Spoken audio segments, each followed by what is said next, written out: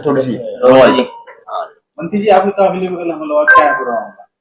कल करीब 8 साढ़े 8 बजे की बात है। रात के मड़ गांव है, बड़ा प्यारा सा छोटा सा गांव है, भारतीय जनता पार्टी का हमेशा से स्नेह करने वाला गांव है। तो वहां के प्रधान के घर पे कार्यक्रम था, तो हम पहुंचे। पहुंचने के बाद मैं तो घर के अंदर चला गया जहां मीटिंग थी। बाहर एकदम से कुछ नवयुवक आए, मास्क पहने हुए थे और मुंह पे कपड़ा लपेटा हुआ था। तो पहले गाड़ियों पे लाठी डंडों से हमला किया और उसके बाद कुछ घरों से इंटरलॉक टाइलों से पथराव शुरू हुआ। तो सबने मुझे कहा बाहर चलिए, मैंने शोर सुन के। तो जब मैं बाहर निकला और गाड़ी में मुझे बैठाया गया, क्योंकि सुरक्षा कर्मी थे, ना गाड़ी में बैठाया, तो ऐसा लग रहा था कि जैसा जंग का मैदान हो। ऊपर से छतों से बहुत बड़ी बड़ी इंटरलॉक टाइल्स। तो करीब 15-20 गाड़ियां क्षतिग्रस्त हुई। काफी जो युवा साथ थे उनको चोट लगी। भगवान का शुक्र है कि जितनी बड़ी वो ईंटें और टाइल्स थी कि किसी बच्चे के सिर पे नहीं लगी। मैं तो इसे भगवान का ही आशीर्वाद कहूंगा कि किसी के हाथ में लगी, किसी के पैर में लगी। तो चोटें हैं लेकिन किसी की जान नहीं गई। जिस तरह से हमला था उसमें किसी की जान भी जा सकती थी, मेरी भी जा सकती थी या किसी और की जान जा सकती थी। तो ऐसा लगता है जैसे सुनियोजित पहले से ही, बिना किसी बात के, बिना किसी उसके, एक तरह से पहले से ही तय किया हो कि ये काम होना है। इस तरह की घटना थी। कौन लोग थे मंत्री जी, कुछ पता चला? ये तो पता नहीं लगा, युवा थे यही बताया गया मुझे, चूंकि मैं अंदर था उस समय, मैं तो सबको नहीं देख पाया, मैं अंदर था।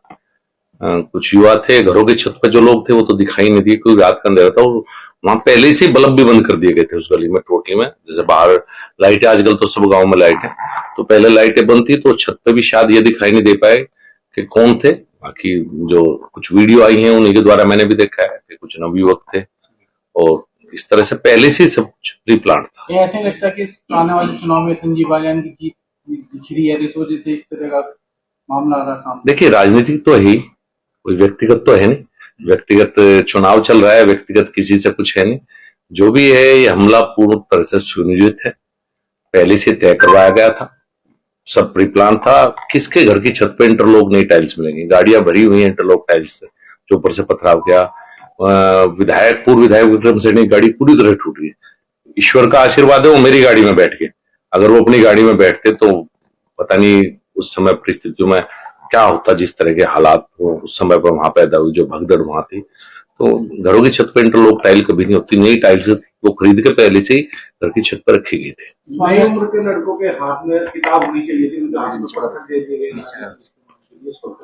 देखिए मैं, जो आपने कहा, मैं भी इस बात से चिंतित हूं कि हमारे युवाओं को किसी न किसी बात पर दिग्भ्रमित किया जा रहा है। और यही कारण है कि हमारी तरफ से अभी तक इसमें कोई रिपोर्ट दर्ज नहीं हुई है।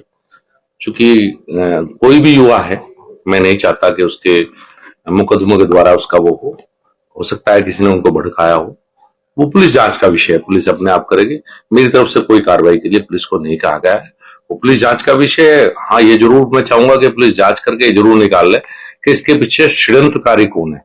बच्चों की कोई दिक्कत नहीं है, बच्चे तो सबके ही हैं और बच्चे कहीं ना कहीं किसी बात पर आप कई बार बच्चों को भड़का देते हैं, लेकिन मुख्य षड्यंत्रकारी इस भूमिका में कौन था वो पुलिस जांच करके शायद निकाल लेगी। तार जुड़ जाते हैं, निकल जाते हैं, पुलिस से जांच का विषय।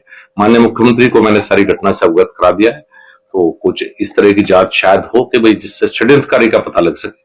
किसी भी बच्चे के खिलाफ, किसी भी युवा के खिलाफ मैं व्यक्तिगत तौर पर कोई कार्रवाई नहीं चाहता, ना मेरी तरफ से तहरीर दी गई है। युवा के लिए क्या कहना चाहते हैं? मैं यही कहना चाहूंगा, बदलता हुआ उत्तर प्रदेश है।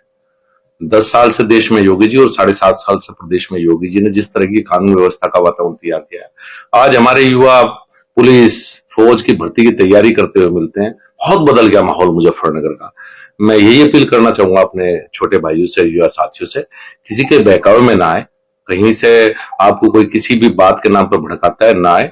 मैं किसी बच्चे का करियर खराब नहीं करना चाहता। मैं नहीं चाहता कि मेरी वजह से अगर किसी से कोई गलती हुई है, कोई बात नहीं, मेरी तरफ से मेरे मन में कोई बात नहीं है। हाँ, मैं षड्यंत्रकारी से जरूर चाहता हूं कि उनके चेहरे बेनकाब होकर जनता के बीच में आए कि ऐसे माहौल में, इतने शांत जनपद में और योगी जी के राज में इस तरह की कानून व्यवस्था पर प्रश्न उठना, तो वो जरूर षड्यंत्रकारी सामने जरूर आए। मंत्री जी सामने कप्तान से कभी बात हुई है कि कौन लोग थे क्या? देखिए मैंने तो माननीय मुख्यमंत्री से कहा, उस समय कप्तान से भी मेरी बात हुई है और माननीय मुख्यमंत्री से भी ये कहा, और मैंने पुलिस ने मुझे कहा था कार्रवाई के लिए, मैंने कहा मैं अपनी तरफ से कोई तहरीर नहीं देना चाहता। मैं तो इसी को बताया ना, इसी को भगवान का आशीर्वाद मानता हूं कि किसी की जान नहीं गई। अगर जान जाती तो शायद मैं किसको चेहरा दिखा पाता। मान लिया विक्रम सैनी अपनी गाड़ी में होते तो क्या परिणाम होता, या मेरे ऊपर जिस तरह से हमला हुआ, वहां तो ये किसी को पता ही नहीं था किसकी गाड़ी आए, किसके लिए इतना भारी पथराव, किसी एक के भी सिर में लग जाती। तो मैं तो इसे भगवान का आशीर्वाद मानूंगा, कुछ नहीं हुआ, और मेरी तरफ से मैं कोई कार्रवाई इसमें अपनी तरफ से नहीं चाहता। ठीक है।